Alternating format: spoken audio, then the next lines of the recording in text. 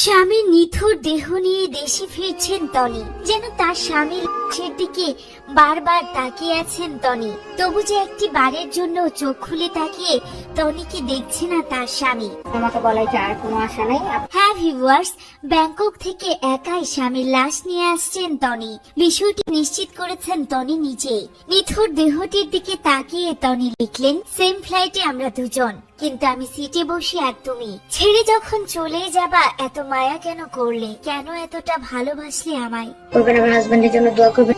কত ট্রোল, কত বাজে কথা, কিন্তু কোনো কিছুই কানে দেননি। একমাত্র আল্লাহর উপর ভরসা রেখে কোনো একটা মিরাক্কেলের আশায় কোমায় থাকা স্বামীকে নিয়ে ব্যাংককে উন্নত চিকিৎসা দিচ্ছিলেন রুবাত ফাতেমা টনি। টনি অনেক চেষ্টা করেছিল যে তার সর্বোচ্চটা দিয়ে তার স্বামীকে বাঁচিয়ে রাখতে, কিন্তু বিধাতার লিখন কেউ খণ্ডাতে পারে না। তবে তার চেষ্টায় কোনো কমতি ছিল না। আমি হাল ছাড়বো না।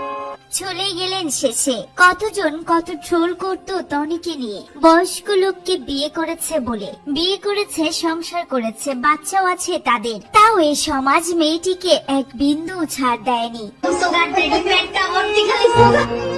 মেয়েটা হয়তো আসলে ভালোবাসতো সাদাত রহমানকে।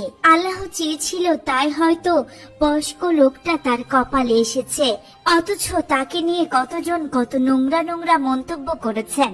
সবকিছু নীরবে সহ্য করেও স্বামীকে আগলে ধরে রাখতে চেয়েছিলেন টনি, কিন্তু আল্লাহর ডাকে কেউ সাড়া না দিয়ে কি থাকতে পারে? না ফেরার দেশে পাড়ি জমালেন সাদাত রহমান। ছোট্ট ছেলে সারফরাজও বাবাকে হারালেন। তবে স্বামীকে বাঁচাতে কোনো কিছুই কমতি রাখেননি টনি।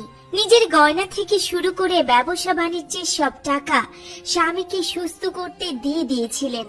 তো ভিউয়ার্স, আমরা সাদাত রহমানের বিদেহী আত্মার মাগফিরাত কামনা করি।